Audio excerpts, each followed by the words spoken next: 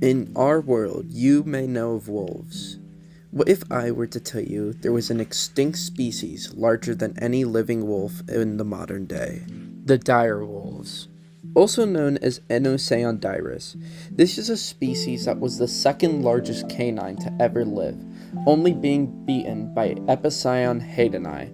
The direwolf is a key piece of understanding extinct ecosystems, with the best example being that of the La Brea tar pits within Los Angeles, California, with over 4,000 direwolf specimens being found within the La Brea tar pits. This high number shows us that many direwolves would have lived similar to modern canines, in which they would have lived in large groups and scavenged and even hunted their own prey. The tar pits were a prime example of scavenging events because animals would have got trapped in the tar, creating a predator trap that would trap the animals scavenging.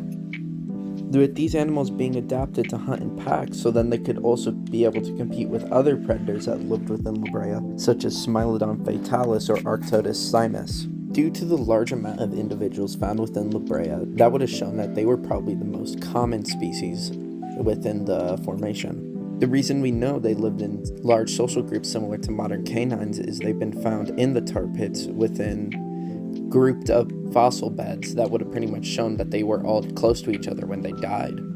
We also know from their skeletons that they would have had stronger bites than any modern canine. This would allow them to take advantage of other animals that would have lived in La Brea, such as bison and horses, which they would have often preyed upon and probably been a normal prey source for them. Bite marks on animal skeletons also shows they would have competed with saber-toothed cats, coyotes, and even bears. The grouped up fossils didn't just contain adults, they contained anything from juveniles and pups, showing entire packs were feasting on corpses and then getting stuck within the tar. Within Southern California, they would have been a formidable apex predator due to their status above modern gray wolves and even modern coyotes. This is due to how well they were hunting camels, bison, and even horses. Though La Brea isn't the only location they've been found, direwolves would have had a range within Alaska, Canada, all throughout North America pretty much, and even parts of South America, such as Peru, Venezuela, and Brazil. These animals preferred open environments instead of dense forests to allow for more large prey sources to be available. This would include anything from grasslands, savannas, woodlands, or even open forests. This would have made them the most widespread predator within North America, being able to be across both of the Americas. We do know within the farther reaches of their range, they would have been able to cross the Bering Strait into some parts of Asia, with a report of a jawbone being found in northeastern China. This bone was found in the Sangwo River region. While the validity of this find is still being debated, this would have some large implications for the species as a whole, showing they weren't limited to the Americas, and by crossing the Bering Strait, they were able to make it into China and possibly other parts of Asia, but that's still unknown. As a species, we know direwolves would have competed with Paleo-Indians once they entered the Americas, such as for common food sources such as bison and horses. These are common food items that the Paleo-Indians would have eaten, and were also the primary food sources of the direwolves. Humans weren't the only animals they had to compete with, though. Animals like Smilodon fatalis were pretty much the largest animal around and the apex predator of the La Brea tar pits. This animal was a dangerous ambush predator that would have posed a large threat to direwolves. They would have even had to compete with the modern canis genus, such as coyotes and gray wolves. They would have to use their large packs and group size to pretty much scare off other predators or even to avoid fights as a whole. Interactions between species would have most likely been common, with bite marks on skeletons being found to have multiple species from Smilodon, direwolves, and even bears. This is a sign that many species would have competed or even shared carcasses if there wasn't enough food within an environment. Bite marks on bones also show that direwolves wouldn't have just scavenged corpses from the La Brea tar pits. They would have even been hunting healthy adults and even calves if that was available at the time, with evidence of having them been hunting western horses, bison, camels, and even ground sloths. Different populations would have had to hunt different food sources, though, depending on what was around. such as the slightly smaller South American direwolves would have had to hunt animals such as camels, ground sloths, glyptodonts, and even other horses. These animals having to hunt very similar to modern gray wolves in the way they hunt, starting with them trying to ambush the prey and then pretty much running it down until the prey source runs out of energy. Where once the animal would have had run out of energy, they would have pretty much killed it and started eating it. Many people know of the direwolves now because of recent news of Colossal supposedly bringing back the extinct direwolf. In actuality, this is most likely farthest from the truth, and I will explain why.